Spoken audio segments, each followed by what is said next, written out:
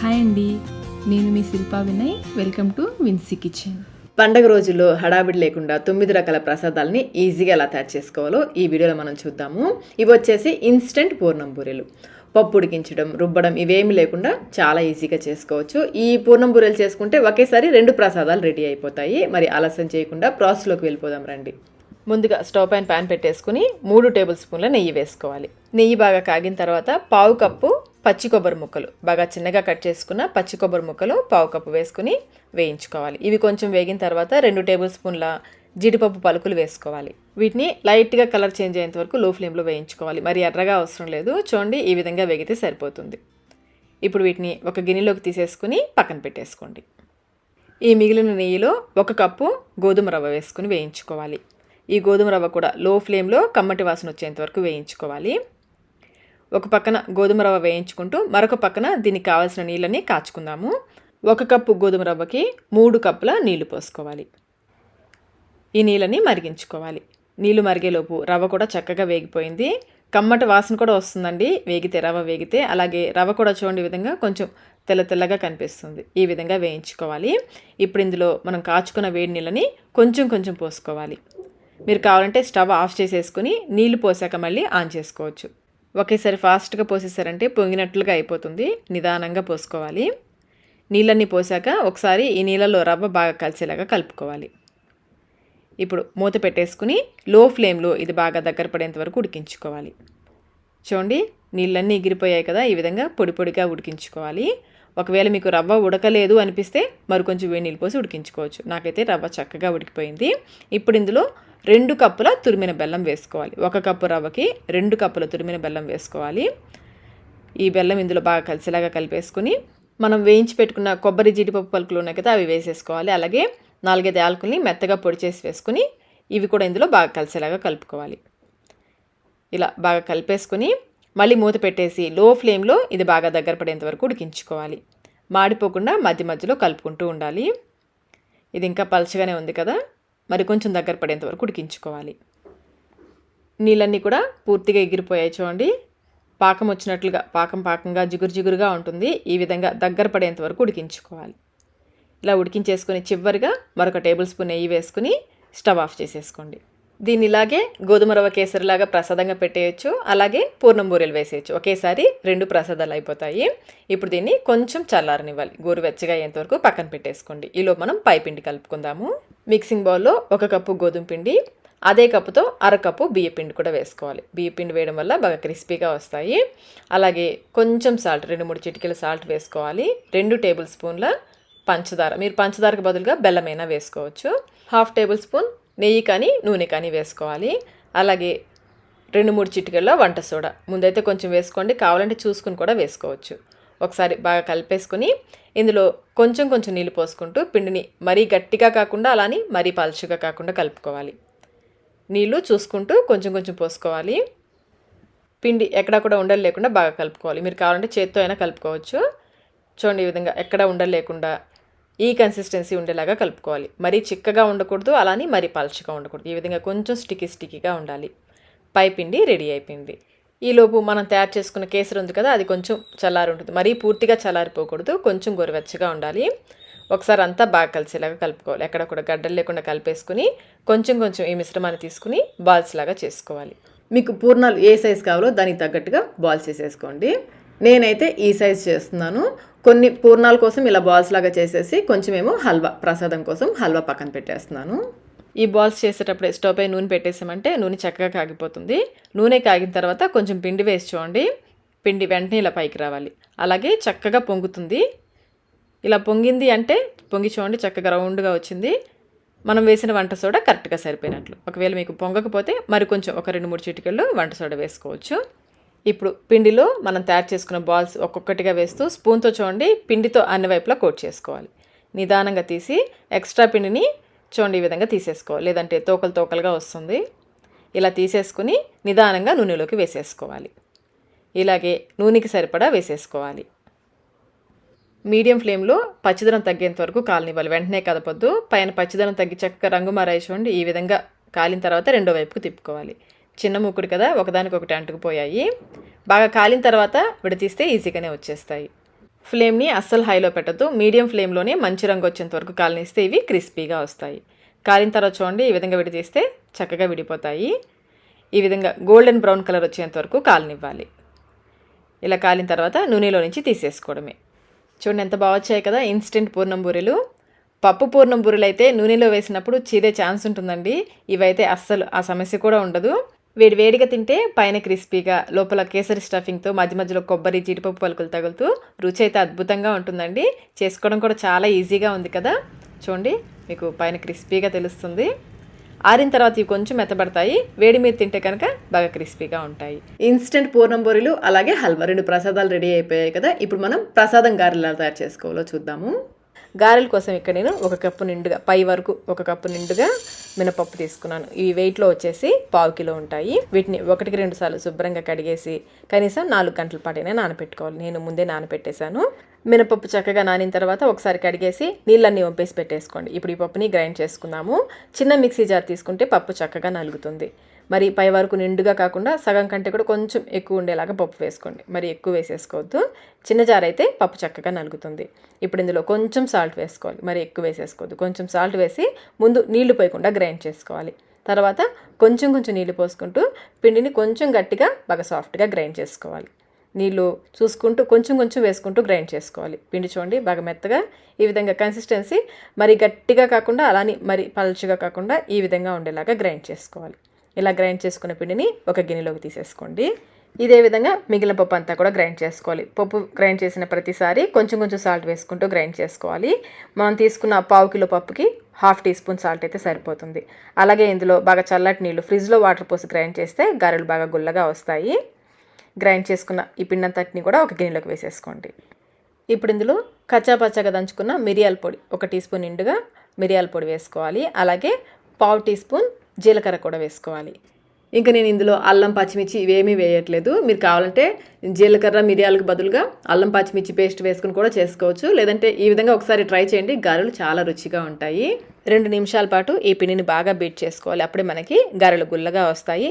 మరీ ఎక్కువసేపు బీట్ చేసేది. మరీ ఎక్కువ చేసేసారంటే మనం గారెలు నూనెలో వేసినప్పుడు పగిలినట్లుగా వస్తాయి. చూడండి బాగా బీట్ చేశాక పిండి లైట్గా అయింది కదా. ఈ విధంగా బీట్ చేసుకోవాలి. మేము ఈ విధంగా బీట్ చేయలేము అనుకుంటే పిండిలో 2-3 చిటికలు వంట సోడా వేసేసుకుని గారెలు వేసేసుకోవచ్చు. గారెలు వేసే ప్రతిసారి చేతిని బాగా తడుపుకొని కొంచెం పిండిని తీసుకుని చూడండి చేతికి ఏమీ అంటుకోకూడదు. పిండి ఈ విధంగా చేతిని తడుపుకోవాలి. ఈ విధంగా రౌండ్గా వచ్చేలాగా రోల్ చేసుకుని పైన లైట్గా ప్రెస్ చేయాలి. బొటన వేలుతో మధ్యలో ఈ విధంగా హోల్ చేసేసి డైరెక్ట్గా మనం నూనెలో వేసేసుకోవచ్చు.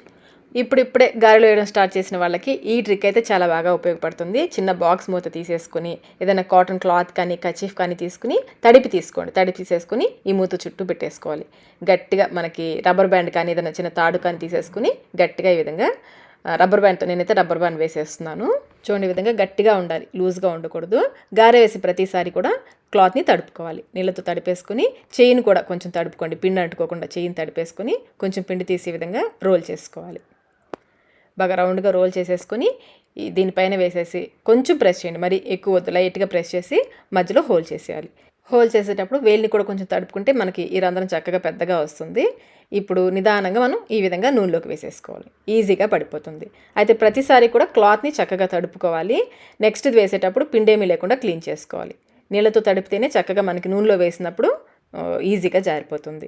అలాగే 2-3 గారెలు వేసేసరికి మనం కర్చీఫ్ని రెగ్యులర్గా తడుపుతూ ఉంటాం కదా, రబ్బర్ బ్యాండ్ పెట్టిన దగ్గర కొంచెం నీళ్లు పిండేసుకుంటూ ఉండండి. ఈ టిప్స్తో మనకి ఈ ట్రిక్తో చాలా ఈజీగా చక్కగా రౌండ్గా గారెల్ని వేసుకోవచ్చు. బాగా కాగిన నూనెలో నిదానంగా ఇలా తిప్పామంటే చక్కగా జారిపోతుంది. నూనె కాగిన తర్వాతే గారె వేసుకుంటే చక్కగా గుల్లగా వస్తాయి. అలాగే గారెల్ని మీడియం ఫ్లేమ్లోనే వేయించుకోవాలి. ఇలా నిదానంగా నూనెకి సరిపడా గారెలు, నేనైతే 4 గారెలు వేశాను. ఒకవైపు కాలిన తర్వాత నిదానంగా రెండో వైపుకి తిప్పుకొని మీడియం ఫ్లేమ్లో మంచి గోల్డెన్ బ్రౌన్ కలర్ వచ్చేంత వరకు కాలనివ్వాలి. గారెలు ఈ విధంగా ఎర్రగా కాలిన తర్వాత నూనెలో నుంచి తీసేసుకోవడమే. ఈ టిప్స్ ఫాలో అవుతూ చేశారంటే మిక్సీలో రుబ్బిన పిండితో కూడా గారెలు బాగా గుల్లగా క్రిస్పీగా వస్తాయి. నూనెని కూడా ఎక్కువగా పీల్చుకోవు. ఇదే విధంగా మిగిలిన గారెలన్నీ చేసుకోవాలి. చూడండి గారెలు ఎంత చక్కగా వచ్చాయి కదా. చూస్తుంటేనే అర్థమవుతుంది కదా ఎంత గుల్లగా ఉన్నాయో. అంతేనండి, ప్రసాదం గారెలు రెడీ అయిపోయాయి. మిరియాల ఫ్లేవర్తో గారెలు అయితే చాలా అంటే చాలా రుచిగా ఉంటాయి. మరి ఇంకెందుకు ఆలస్యం, ఈసారి పండగకి మీరు కూడా గారెలు ఈ విధంగా ట్రై చేయండి. ట్రై చేసి మీకు టేస్ట్ ఎలా అనిపించిందో మాకు కమెంట్ రూపంలో తెలియచేయండి. ఇప్పుడైతే మనం బెల్లం పరమాన్నం ఎలా తయారు చేసుకోవాలో చూద్దాము. పరమాన్నం కోసం ఇక్కడ నేను 1/2 కప్పు బియ్యం తీసుకున్నాను. ఈ బియ్యంతో పాటుగా 1 టేబుల్ స్పూన్ నిండుగా పెసరపప్పు, అలాగే 1 టేబుల్ స్పూన్ నిండుగా సగ్గు బియ్యం కూడా వేసుకోవాలి. వీటిని 1-2 సార్లు శుభ్రంగా కడిగేసి 1/2 కప్పు నీళ్లు పోసి గంట పాటు నానబెట్టుకోవాలి. ఇలా నానబెట్టుకుంటే అన్నం చక్కగా ఉడుకుతుంది, త్వరగా కూడా ఉడుకుతుంది. 1 అవర్ తర్వాత స్టవ్ పైన అడుగు మందం కలిగిన పెట్టేసుకుని 2 కప్పుల చిక్కటి పాలు పోసుకోవాలి. చిక్కటి పాలు అయితే పరమాన్నం రుచిగా వస్తుంది. ఈ పాలతో పాటుగా 1 కప్పు నీళ్లు కూడా పోసేసి ఈ పాలని 1 పొంగు వచ్చే వరకు కాగనివ్వాలి. ఈ పాలు కాగేలోపు స్టవ్ పైన మరొక గిన్నె పెట్టేసుకుని 1 కప్పు తురిమిన బెల్లం, 1/2 కప్పు నీళ్లు పోసి ఈ బెల్లాన్ని కరిగించుకోవాలి. ఎటువంటి పాకం అవసరం లేదు. బెల్లం కరిగిన తర్వాత 1-2 నిమిషాల పాటు ఉడికించుకోండి. లో ఫ్లేమ్లో 2 నిమిషాల పాటు ఉడికించుకొని స్టవ్ ఆఫ్ చేసేసుకోండి. ఎటువంటి పాకం అవసరం లేదు. ఇలా ఉడికించేసుకుని స్టవ్ ఆఫ్ చేసేసి ఈ బెల్లం సిరప్ని పూర్తిగా చల్లారనివ్వాలి. ఈలోపు పాలు కూడా కాగిపోయాయి, చూడండి చక్కగా పొంగుతున్నాయి కదా. ఇప్పుడు ఇందులో మనం నానబెట్టుకున్న బియ్యం నీళ్ళతో సహా వేసేసుకోవాలి. వేసేటప్పుడు జాగ్రత్తగా వేయండి, పాలు చేతి మీద పడతాయి, నిదానంగా వేసుకోవాలి. ఈ బియ్యం వేసేసి ఒకసారి కలిపేసుకొని ఫ్లేమ్ని లో టు మీడియంలో పెట్టి ఉడికించుకోవాలి. ఫ్లేమ్ని ఎక్కువ పెట్టేస్తారంటే అన్నం సరిగ్గా ఉడకదు. లో మీడియం ఫ్లేమ్లో మధ్య మధ్యలో కలుపుకుంటూ ఉడికించుకోవాలి. అప్పుడే మనకి పరమాన్నం చక్కగా వస్తుంది. మీరు కావాలంటే మూత పెట్టేసుకోవచ్చు. మూతని కొంచెం పక్కకు పెట్టేసుకొని ఉడికించుకోవాలి. మరి మూత పూర్తిగా పెట్టేశారంటే పాలు పొంగిపోతాయి. చూడండి ఈ విధంగా కొంచెం పక్కకు పెట్టేసి ఉడికించుకోవాలి. అన్నం కొంచెం దగ్గర పడిన తర్వాత ఫ్లేమ్ని కంప్లీట్గా లోలో పెట్టి ఉడికించుకోవాలి, లేదంటే అడుగు పట్టేసుకుంటుంది. మధ్య మధ్యలో అన్నం ఉడికిందో లేదో చెక్ చేసుకుంటూ ఉండాలి. నాకైతే అన్నం చక్కగా ఉడికిపోయింది. ఇప్పుడు స్టవ్ ఆఫ్ చేసేసుకొని పూర్తిగా చల్లారిన బెల్లం సిరప్ని ఫిల్టర్ చేసి వేసుకోవాలి. బెల్లం సిరప్ వేసేటప్పుడు స్టవ్ ఖచ్చితంగా ఆఫ్లోనే ఉండాలి. ఇలా స్టవ్ ఆఫ్ చేసుకుని పూర్తిగా చల్లారిన బెల్లం సిరప్ని వేస్తే పరమాన్నం పాలు విరిగిపోకుండా చక్కగా వస్తుంది. ఇందులోనే 2-3 యాలకుల్ని మెత్తగా దంచి వేసేసుకోండి. అలాగే 1 చిటికెడు పచ్చకర్పూరం ఈ విధంగా పొడి చేసుకొని వేసుకోవాలి. తినే కర్పూరం అంటారు కదా, లడ్డూల్లో వేసుకుంటారు, అది 1 చిటికెడు వేసుకుంటే అచ్చం మనకి గుళ్ళో ప్రసాదం లాగా ఉంటుంది. అంతా ఒకసారి ఈ బెల్లం సిరప్ అంతా కూడా బాగా కలిసేలా కలుపుకోవాలి. ఇలా కలిపి మళ్ళీ స్టవ్ ఆన్ చేసుకుని లో ఫ్లేమ్లో ఈ బెల్లం సిరప్లో అన్నంని కొంచెం సేపు 1-2-3 నిమిషాల పాటు ఉడికించుకోవాలి. మరొక పక్కన స్టవ్ పైన ప్యాన్ పెట్టేసుకుని 2 టేబుల్ స్పూన్ల నెయ్యి వేసేసి ముందు ఎండు కొబ్బరి కానీ పచ్చి కొబ్బరి కానీ చిన్న ముక్కలుగా కట్ చేసి వేసి వేయించుకోవాలి. ఇవి కొంచెం వేగిన తర్వాత కొన్ని జీడిపప్పు కిస్మిస్ కూడా వేసి వేయించేసుకుని ఈ పప్పుల్ని ఉడికించుకున్న పరమాన్నంలోకి వేసేసుకోవాలి. అంతా ఒకసారి బాగా కలిసేలా కలిపేసుకుని స్టవ్ ఆఫ్ చేసేసుకోవాలి. అంతేనండి, నోరూరించే బెల్లం పరమాన్నం రెడీ అయిపోయింది. ఇప్పుడు మన నెక్స్ట్ రెసిపీ వచ్చేసి చింతపండు పులిహోర. పులిహోర కోసం ముందు అన్నం వండుకుందాము. ఇక్కడ నేను 2 కప్పుల బియ్యం తీసుకున్నాను. వెయిట్లో వచ్చేసి 400 గ్రాముల బియ్యం. వీటిని 1-2 సార్లు శుభ్రంగా కడిగేసి 4 కప్పుల నీళ్లు పోసుకోవాలి. 1 కప్పు బియ్యానికి 2 కప్పుల నీళ్ళు చొప్పున 2 కప్పుల బియ్యానికి 4 కప్పుల నీళ్లు పోసేసి కుదిరితే 1 గంట పాటు నానపెట్టేసుకోండి. నేనైతే ఖచ్చితంగా 1 గంట పాటు నానపెట్టేస్తాను. ఉడికించే ముందు 1 టేబుల్ స్పూన్ నూనె వేసేసి మీడియం ఫ్లేమ్లో 3 విజిల్స్ వచ్చేంత వరకు ఉడికించుకోవాలి. మనం తీసుకున్న 2 కప్పుల బియ్యానికి 80 గ్రాముల చింతపండు పడుతుంది. పెద్ద నిమ్మకాయ సైజ్ అంత చింతపండు 2 తీసుకోవాలి. 2 కప్పుల బియ్యానికి 2 తీసేసుకుని ఈ చింతపండుని శుభ్రం చేసేసుకుని ఒకసారి కడిగేసి 1 కప్పు వేడి నీళ్ళు పోసేసి 15 నిమిషాల పాటు నానపెట్టుకున్నామంటే చింతపండు నుంచి గుజ్జు ఈజీగా వచ్చేస్తుంది. 15 నిమిషాలకి చింతపండు చక్కగా నానుంటుంది. దీన్ని బాగా పిండేసుకుని దీని నుంచి గుజ్జు సపరేట్ చేసుకోవాలి. ఈ విధంగా చేత్తో బాగా కలిపేసి జాలిగరట్లో వేసేసుకుని ఈ పిప్పంతా కూడా పిండేసుకోవాలి. ఇలా కలుపుతూ ఉంటే చక్కగా గుజ్జంతా కిందకు వచ్చేస్తుంది, పిప్పి పైన ఉండిపోతుంది. ఈ మిగిలిన పిప్పిలో మళ్ళీ కొంచెం నీళ్ళు ఎక్కువ పోసుకోవద్దు, కొంచెం నీళ్ళు పోసి కలిపేసుకుని మళ్ళీ ఫిల్టర్ చేసుకోవాలి. ఈ విధంగా 2-3 సార్లుగా చేసి చింతపండు గుజ్జుని సపరేట్ చేసుకోవాలి. ఈ విధంగా చింతపండు గుజ్జు అంతా తీసేసుకుని పిప్పి పక్కన పెట్టేసుకోండి. గుజ్జు చూడండి, మరి చిక్కగా ఉండకూడదు, అలాని మరి పల్చగా ఉండకూడదు. ఈ విధంగా తయారు చేసుకుని పక్కన పెట్టేసుకోండి. ఇప్పుడు పులిహోరకి పోపు పెట్టేసుకుందాము. 6 టేబుల్ స్పూన్ల వరకు నూనె వేసేసి నూనెతో పాటుగా 1 టేబుల్ స్పూన్ నెయ్యి కూడా వేస్తే పులిహోర కమ్మగా ఉంటుంది. ఇవి కాగిన తర్వాత 1/2 కప్పు వరకు పల్లీలు వేసేసుకుని ఈ పల్లీల్ని వేయించుకోవాలి. ముందు పల్లీలు వేయించుకోవాలి, తర్వాత పోపు గింజలు వేసుకోవాలి. ఇవి సగం పైన వేగిన తర్వాత 1 టీ స్పూన్ ఆవాలు, 2 టేబుల్ స్పూన్ల పచ్చెనపప్పు, 1 టేబుల్ స్పూన్ మినపగుళ్ళు వేసుకుని వేయించుకోవాలి. మేమైతే జీలకర్ర వేయమండి పులిహోరలో. మీరు జీలకర్ర వేసుకోవాలనుకుంటే కొంచెం 1/2 టీ స్పూన్ వరకు జీలకర్ర కూడా వేసుకోవచ్చు.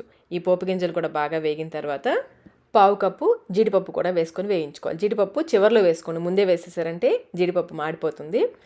జీడిపప్పు కూడా ఎర్రగా వేగిన తర్వాత నూనె రాకుండా పప్పులు మాత్రమే ఒక గిన్నెలోకి తీసేసుకోండి. నేనైతే మొత్తం పప్పులు తీయట్లేదండి, 3 వంతులు పప్పులు తీసేసి మిగిలిన ఉంచేస్తున్నాను. వీటిని పక్కన పెట్టేసుకొని ఇప్పుడు ఇందులో 1 ఇంచు అల్లం ముక్కని బాగా సన్నగా తరిగి వేసుకోవాలి. అలాగే 7-8 పచ్చిమిర్చి చూడండి, విధంగా మధ్యలో ఘాటు పెట్టుకొని వేసుకోవాలి. ఇలా ఘాటు పెట్టేసుకుని 7-8 పచ్చిమిర్చి, ఇంకా 4 ఎండుమిర్చి తుంపి వేసేసుకోండి. అలాగే కొంచెం కరివేపాకు కూడా వేసుకుని ఈ అల్లం పచ్చివాసన పోయేంత వరకు వేయించుకోవాలి. అల్లం పచ్చిమిర్చి బాగా వేగిపోయాయి కదా, ఇప్పుడు ఇందులో మనం తీసి పెట్టుకున్న చింతపండు గుజ్జు వేసేసుకోవాలి. ఇందులోనే 1 టీ స్పూన్ పసుపు, అలాగే రుచికి సరిపడినంత ఉప్పు. నేనైతే ఇక్కడ 2 టీ స్పూన్ల సాల్ట్ వేస్తున్నాను. ఇప్పుడు ఒకసారి అంతా బాగా కలిపేసుకుని ఇందులోనే 1 టేబుల్ స్పూన్ బెల్లం కూడా వేసుకోవాలి. బెల్లం వేయడం వల్ల పులిహోర కమ్మగా ఉంటుంది. మీరు వద్దనుకుంటే స్కిప్ చేసేయచ్చు, వేస్తే కనుక చాలా బాగుంటుంది. అంతా ఒకసారి బాగా కలిపేసుకుని లో మీడియం ఫ్లేమ్లో ఇది కొంచెం దగ్గర పడి నూనె సపరేట్ అయ్యేంత వరకు ఉడికించుకోవాలి. అడుగు పట్టుకోకుండా మధ్య మధ్యలో కలుపుకుంటూ ఉండాలి. ఇది దగ్గర పడే కొద్దీ చూడని విధంగా పైకి చిందుతూ ఉంటుంది. మూత పెట్టేసి ఉడికించుకోవాలి. ఇది బాగా దగ్గర పడి చూడండి, కన్సిస్టెన్సీ ఈ విధంగా ఉండాలి. అలానే మరీ చిక్కగా ఉడికించేదు, ఈ కన్సిస్టెన్సీ ఉండేలాగా చూసుకోవాలి. ఆయిల్ కూడా చూడండి అంచులకి సపరేట్ అయింది కదా, ఈ విధంగా ఆయిల్ సపరేట్ అవ్వాలి, చిక్కగా అవ్వాలి. ఈ విధంగా ఉడికించేసుకుని స్టవ్ ఆఫ్ చేసేసుకోండి. పులిహోర పేస్ట్ రెడీ అయిపోయింది. ఇప్పుడు మనం పులిహోరకి ఆవు పెట్టుకుందాము. మిక్సీ జార్లో 1 టీ స్పూన్ నిండుగా ఆవాలు, 2 ఎండుమిర్చి, కొంచెం ఉప్పు వేసుకుని గ్రైండ్ చేసుకోవాలి. ఇక్కడ నేను 1/2 టీ స్పూన్ కంటే కొంచెం తక్కువ ఉప్పు వేసేసి సాల్ట్ వేసేస్తున్నాను. ఈ విధంగా గ్రైండ్ చేసుకోవాలి. ఇప్పుడు ఈ పొడిని ఒక వెడల్పాటి పళ్ళెంలోకి, మనం పులిహోర ఏ ప్లేట్లోకి కలుపుకోవాలనుకుంటామో ఆ ప్లేట్లోకి ఈ విధంగా చల్లినట్లుగా వేసేసుకోండి.